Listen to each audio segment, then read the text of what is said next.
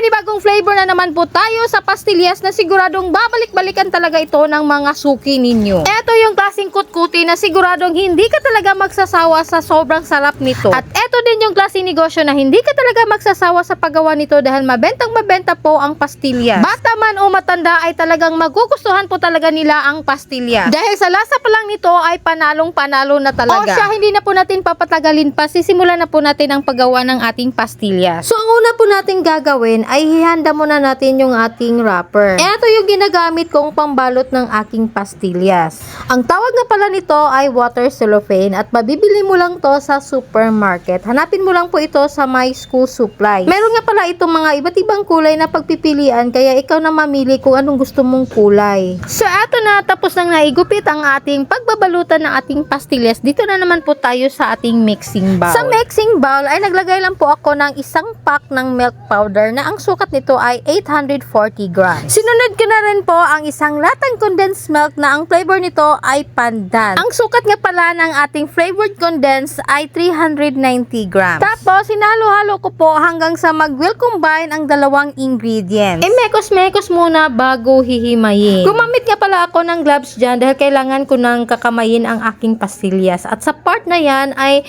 sasabak na po tayo sa matinding labanan. Sa paggawa ng pastillas, kailangan po natin gumamit ng puwersa. Imimix po kasi siya ng maigi, imamasa hanggang sa maging dough na po ang kinalabasan ng ating pastillas. Para naman sa ganoon ay makapag-form po tayo sa gusto nating sukat. Ito yung pastillas na solid ang texture at hindi madaling magpa-flatten. Marami na pong sumubok sa aking pastillas. Yung iba ay naka-perfect, yung iba ay hindi. Madali lang po itong gawin. Isang latang condensed milk at saka 840 grams na milk powder ay goods na. Sundin nyo po ang procedure at huwag nyo pong i-overmix ang ating pastillas. Ito po yung magiging itsura niya pag makuha po natin yung tamang texture. Ang flavor nga pala nito ay pandan. Pag pandan kasi dapat kulay green. Huwag nyo na pong hintayin na magiging kulay green po ito dahil hindi na po ako mag-a-add ng food color. Hindi po kasi ako mahilig sa food color pero kung gusto nyo mag-add ng color, nasa sa inyo naman po yun. Optional lang naman po yung food color. Ang importante ay yung malalasahan po natin yung flavor. So eto na, in-slice ko na yung aking pastillas na hindi gaano kalaki. Mas pabilis po kasing ma-roll pag paunti-unti. Eto yung technique para madali na lang para sa akin na makapag-form ako sa gusto kong sizes. Ni-roll ko muna silang lahat bago ko po sila hiwain. So ganyan lang po ang gagawin. So diba, perfect. So ayan na, natapos na rin akong mag-roll sa aking pastillas. Ano kaya kung hindi ko sila binukod-bukod sa pag-roll? Ilang meter kaya to? Sa mixing bowl nga pala, naglagay nga pala ako dito ng white sugar. Pang-coat lang naman po sa aking pastillas para hindi po siya dumikit. So eto na, hiniwa-hiwa ko na siya ng maliliit. Yung tamang-tama lang po sa sizes na gusto ko. So ang benta ko nga pala nito sa aking pastillas ay 2 pesos per each. Tamang-tama lang po ang 2 pesos para sa pastillas para sa akin. Magdepende po kasi yan sa sizes at saka sa costing. Kaya kung gagawa po kayo at gusto nyo pong magbenta, dapat mag-costing po kayo para naman sa ganon malaman nyo po kung magkano po ang kikitain sa ating pastillas. Speaking of sizes nga pala ng pastillas, ay hindi po ako makapagbigay ng tamang sukat dahil tinansya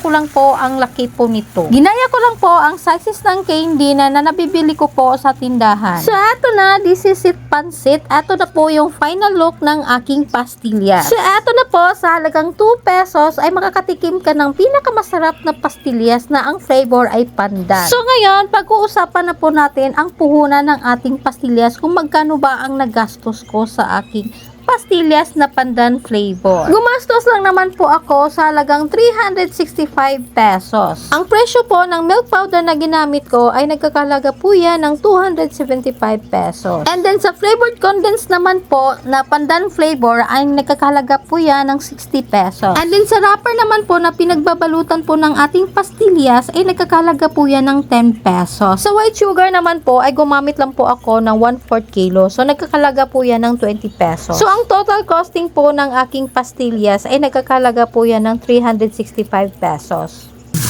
Ito na yung pong nabalot ko at ito na yung hindi pa nabalot. So, medyo madami-dami pa po ang hindi pa nabalot compare sa nabalot na. So, nasa mahigit kalahati na po ako. 2 piso po ang benta ko nito sa isang piraso. So, ganito po siya kalaki. So, tamang-tama lang po siya. Kasi sa ngayon, wala na pong ipiso-piso. So, tamang-tama lang po ito sa 2 piso kasi mahal na po yung bilihin ngayon.